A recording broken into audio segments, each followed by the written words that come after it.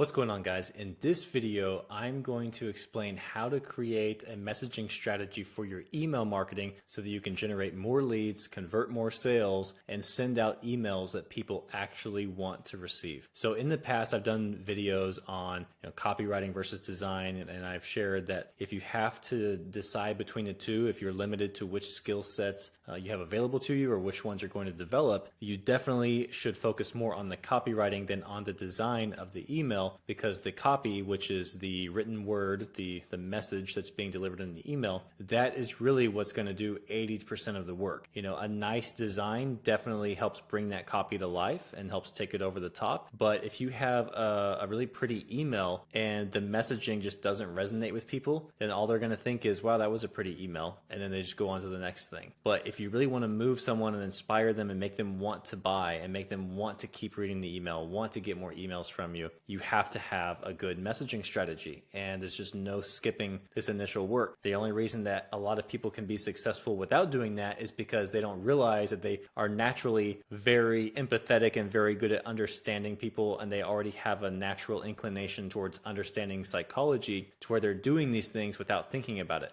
But for everyone else, you do need to learn a little bit about this. So again, I have other videos on my channel you can go find where I've taken you through step by step of how to create a brand story and how to do these different things. But I feel like that's kind of more of, giving someone a fish versus teaching them how to fish. And so I've got those tactical step by step videos for you, which you can go ahead and do that. But I find that for a lot of people, they struggle to get through that because they don't totally understand what it is they're doing and what the outcome should be. The other thing is like they don't really know how to put it to use. So I feel like we need to take a step back, and I want to give you a few resources. So this isn't going to be a long video. I'm just going to share 3 books with you that if you just read these 3 books, go through them, you can do the Audible version or whatever, it doesn't matter, that you will understand how to do this for yourself and for your business, and you'll never have to rely on anyone else to do this again, because especially if you're the owner, you know your brand, your products, your customers better than anyone else. So you of all people should have a firm grasp on the messaging strategy, and you should have some influence over that. So that actually brings me to the first resource, which is a book called Influence. This is one of the greatest marketing and sales books of all time, if not, considered like definitively the best. And it's written by a guy named Robert Cialdini, who is, he has a PhD, and he pretty much, put this whole, the psychology of persuasion, he pretty much put this out to the masses of really showing how you can take psychological principles and use those to persuade people, meaning that you're trying to influence them to do what you want them to do, think how you want them to think, and so on. Now, the big thing here with persuasion versus manipulation, because people have this question, it comes up, and is that the difference between, in my opinion, the difference between persuasion and manipulation is that persuasion, you are using this to persuade someone to do something they already wanted to do or something that benefits them, versus manipulation is where you're tricking someone into doing something they don't want to do or that doesn't benefit them. For example, if someone shows up to the car dealership, they really need a car, but they need something practical, and you manipulate them into something that's not practical and doesn't fit their budget, but you just trick them into kind of falling in love with it and signing on the dotted line. That to me is manipulation. Versus someone shows up, they need a new car, and they give you their budget, they give you their preferences as far as what they're looking for, and you actually help them find the thing that's best for them, and you help them make a clear decision that they can feel good about. That's influence, and that's what we want to do. So this book, I'm not going to go into a full summary. I could do an entire series of videos on this, honestly, but this is really just understanding the underlying psychology that is behind all effective marketing and sales. So he really is just doing a deep dive. Each chapter is doing a deep dive into these 6 different principles. So I'm going to read through them really quickly, and then we'll move on. So the first one is reciprocation. So this is the idea of, if I do something nice for you, you're more inclined to do something nice for me. So the way that marketers use this is the whole theory of putting out a bunch of free content, building up an audience that people who they like you, they're interested because of all the free content you've put out, so that when you ask for them to buy something, they're more likely to buy from you because of all the value you've given them. That's the law of reciprocity. The next one is commitment and consistency. So this is a psychological phenomena where the more we have committed to something, or more we have have taken a stance on something, the more likely we are to stick with our previous stance. Even if we've changed our mind, we don't like to admit that we've changed our mind. So a lot of times, and the more you can get someone to commit publicly and to say publicly their views, it's the more difficult it is for them to change their mind. So this is why, with politics and with religion, and even when it comes to, supporting a brand, like for the products you like, they want you to share your message publicly.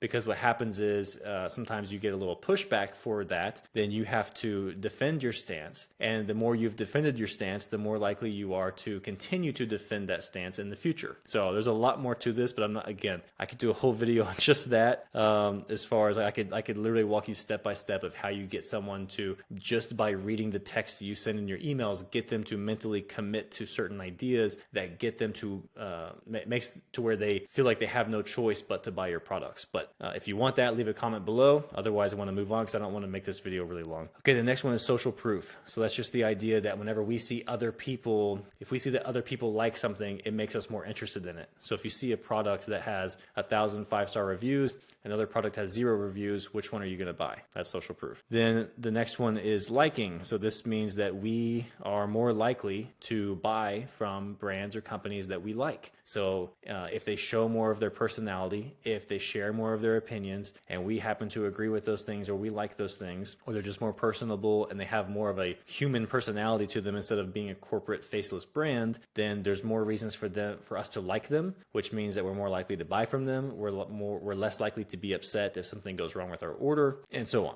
Okay, the next one is authority. So this is basically like, if you sell supplements and your supplements are doctor formulated, and another company sells supplements but they don't have anything that shows, they're not proving in any way that they've done any kind of research, or that their supplement formulations are backed in science in any way, you're going to more likely trust the one that is formulated by a doctor and they've made these claims about how everything is backed by research and it's all specifically formulated to match the studies and blah blah blah. That is them showing their authority, which is extremely effective in marketing. And then finally, the last one is scarcity. This is the one we're all familiar with. So the more difficult it is to get something, the more likely we want it. So if one company is running the same 10% off sale year round, and another company offers a 10% off sale, but it's only for one weekend, which one do you think we're more likely to buy from? It's the one we feel like we're going to miss out on because there's some scarcity there. So this is just the foundation. You need to get through this just to understand the foundation of everything else that you're doing with marketing and sales. You'll never truly understand what's going on in your own brain and inside the brain of your prospects and your customers with anything you do with content and with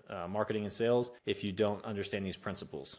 Okay, the next one, again, these are all classics. So this is positioning. So what I find to be most useful about this book is, okay, we have so many options available to us now whenever we're shopping for something that it's actually very difficult to make a decision because there's a million options for everything. And a lot of times it's hard. A lot of the options look very similar. So they might have the same amount of reviews, like they have the same a similar reputation. Maybe they've been in business for a similar amount of time, and it's just hard to make a decision. So the purpose of having good positioning for your brand and for your products is to make it very, very clear to the market who you're for, who you're not for, how you're different from your competitors, and why someone should choose you over them. And even, beyond that, why they should choose your competitors instead of you, because you want to just make it as easy as possible for the right customers to make the decision to buy from you. And, there's a lot of customers out there as businesses that we don't want because they're not a good fit for us. And that just creates hassles through customer service and returns and all that kind of stuff. That's better to just be avoided. And you can do that by properly positioning yourself so that you're only attracting the best customers, the right customers, customers who actually want what you're selling, customers who can afford what you're selling, all of that. So this is a great resource for figuring out how to make your brand and your products stand out and be clearly distinct from everything else in the market, even if when it comes to the actual features, it's not distinct at all. So that's the whole point, is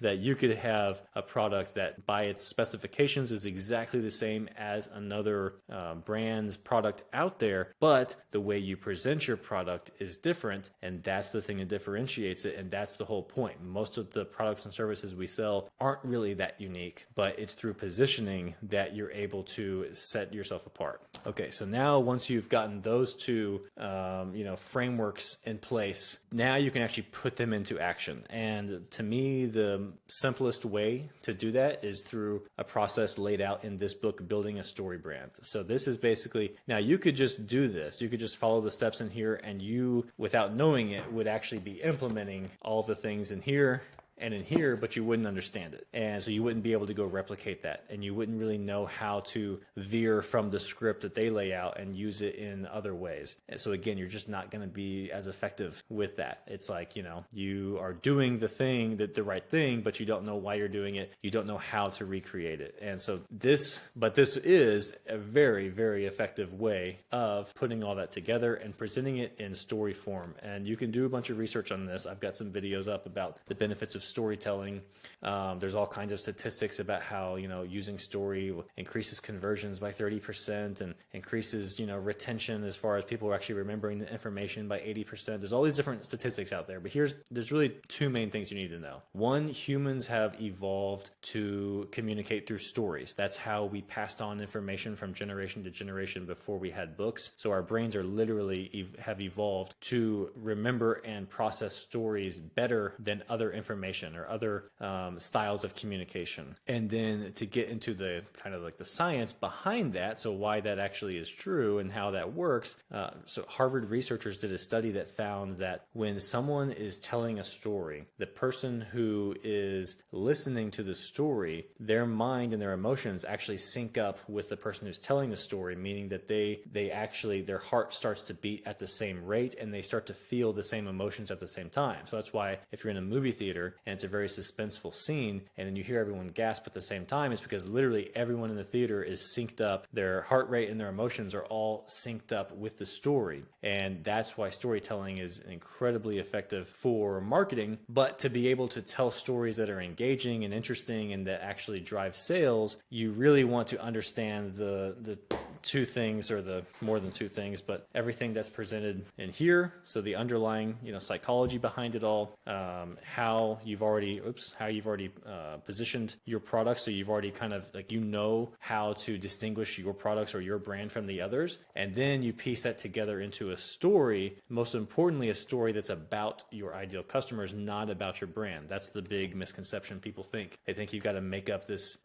crazy story, or you've got to have a real cool story about how your business was created and all this stuff. It's just not true. The story should actually be about your ideal customers, unless you're the 0.01% of businesses that have this really cool, unique story. Then you're better off creating a story that's built around them and telling that story in a way that resonates with them and very simply presents all of the information from those other books. So, okay, we're at about 15 minutes here. Again, I could do full deep dives on all of these, so let me know in the comments if you want to see that. Otherwise, if you are wanting to actually understand how to develop a messaging strategy for, whether it's for email marketing, but for all of your marketing and sales, and you're looking for something that you actually want to learn, you actually want to understand this and be able to have a real skill that you can use for the rest of your life, this is where I would start, is with these three books. So you can get the Audible version if that's more of your thing, and listen to them. Either way is fine. You don't need the actual books. I kind of like to do both. I like to listen and read and take notes in the book.